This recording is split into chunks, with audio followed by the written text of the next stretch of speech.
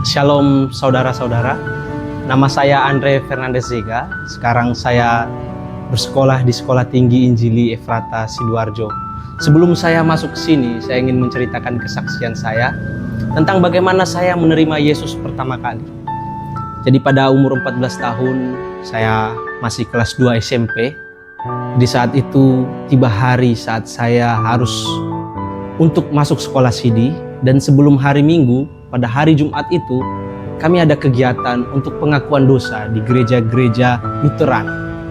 Jadi ketika saya maju ke depan dalam bentuk pengakuan dosa, saya bukan menceritakan tentang dosa saya, tetapi saya menantang ibu gembala saya tentang keberadaan Tuhan. Jika Tuhan itu ada, kenapa Tuhan membiarkan kehidupan ini penuh dengan penderitaan? Kenapa saya hidupnya seperti ini? Kenapa keluarga saya mengalami kesakitan, khususnya ibu saya waktu itu sedang sakit, sehingga pada waktu itu cuma saya sendiri yang tidak ada keluarganya waktu acara itu. Namun saat itu saya berkata ke ibu gembala saya bilang, jika Tuhan itu memang ada, saya mau pulang dari sini, saya ingin melihat ibu saya sembuh. Karena orang-orang mengatakan bahwa mama saya akan mati. Tetapi ibu gembala saya berdoa, dia tidak berkata apa-apa. Dia berkata, pulanglah, Tuhan menyertai. Saya pulang dan mama saya pulang dari klinik, dari rumah sakit. Dan ternyata puji Tuhan, mama saya sembuh total. Dan saat itu saya melihat bahwa Tuhan itu begitu luar biasa dan Tuhan itu ada. Sehingga hari Minggu saat saya disidikan, 2 minggu kemudian saya diajukan menjadi guru sekolah minggu. Dari situ saya melayani Tuhan sampai saya tamat SMA. Di saat saya tamat SMA, saya pergi merantau untuk bekerja. Akibat kekecewaan yang saya alami dalam kehidupan ini, akibat kegagalan-kegagalan yang saya hadapi dalam kehidupan ini, saya melihat bahwa Tuhan itu ada, tetapi Tuhan tidak bertindak. Jadi saya berkata bahwa jika bukan karena tangan dan kaki saya, maka saya tidak akan bisa hidup. Maka keluarga saya tidak akan bisa hidup. Maka saat saya merantau, saya mencari yang namanya kepuasan duniawi. Saya melakukan segala hal yang menyenangkan hati saya. Saya masuk ke dalam ranah pergaulan bebas. Sehingga saya melihat bahwa uang itu segalanya. Sehingga saya mati-matian untuk kerja. Sampai pada titik di tahun 2024, saat itu saya sedang mabuk. Saya pulang ke rumah. Saya melihat Alkitab saya yang sudah berdebu, sudah lama saya tidak pernah buka. Saya membaca kisah Ayub yang begitu sengsara sekali. Saya mengatakan, kenapa Tuhan itu begitu tega kepada Ayub?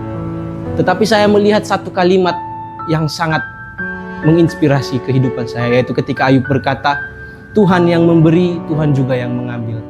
Dari situ saya tersadar, apa sih gunanya kehidupan ini? Apa yang saya cari dalam kehidupan ini? Sehingga waktu saya mabuk sambil ngerokok, saya berkata kepada Tuhan, Tuhan, saya tidak meminta lagi akan berkat-Mu. Saya tidak mau berdoa tentang kesembuhan, saya tidak mau berdoa tentang kesejahteraan kehidupan saya. Saya hanya ingin ketika saya datang ke Pulau Batam ini, saya ingin kembali seperti saya datang. Saya tidak membawa apa-apa selain membawa pakaian. Saya ingin Tuhan mengambil apa yang saya punya pada hari ini. Dan tidak lama kemudian, besoknya saya bangun, saya menerima berita bahwa perusahaan di tempat saya bekerja itu sedang tutup dan gulung tikar. Saya masih tidak khawatir, saya juga melupakan apa yang saya katakan. Saya masih punya tabungan dan saya melanjutkan sebagai supir ataupun sebagai ojek, driver. Dan saat saya menjadi driver, di sore hari saya menemukan seorang penumpang. Dan seorang penumpang itu menipu saya. Dia melarikan motor saya, melarikan dompet saya, melarikan HP saya. Sehingga yang tersisa hanyalah uang yang ada di kantong belakang saya, 75.000. Dan saat itu saya langsung tersadar, berarti Tuhan bertindak. Dan saya hanya sekitar setengah hari saya blank, saya bengong, dan kemudian saya bangkit. Saya berkata kepada Tuhan, dan itu pertama kalinya saya berdoa dengan sungguh-sungguh, ya Tuhan, jika saya bisa pulang ke kampung halaman saya, ke Nias, saya ingin mengikuti Engkau kemanapun Engkau membawa saya. Jadi Tuhan menggerakkan saya ke warnet dengan sisa uang 75.000, saya ke warnet. Saya menelepon keluarga saya melalui media sosial, dan puji Tuhan mereka menolong saya. Saya pulang dari Batam sampai ke Nias dengan keadaan selamat. Seperti saat saya datang ke Pulau Batam, seperti itu juga saya pulang. Dan di saat saya pulang, saya bercerita, saya ingin mengikuti Tuhan.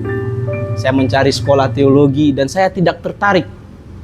Karena sekolah-sekolah yang dimaksud itu adalah sekolah-sekolah yang daerahnya pernah saya kunjungi.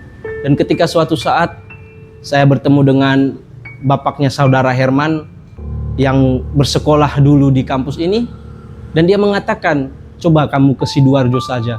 Ketika nama Sidoarjo disebutkan, hati saya langsung tergerak.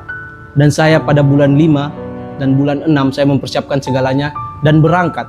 Dan sampai di tempat ini, sekarang saya semester 4, saya berangkat bukan dengan pengetahuan teologi tapi dengan keyakinan. Dan saya belajar di sini bukan untuk menjadi lebih hebat ataupun lebih yakin lagi, tetapi karena saya yakin dan saya ingin menjelaskan keyakinan saya kepada setiap orang yang saya temui. Terima kasih.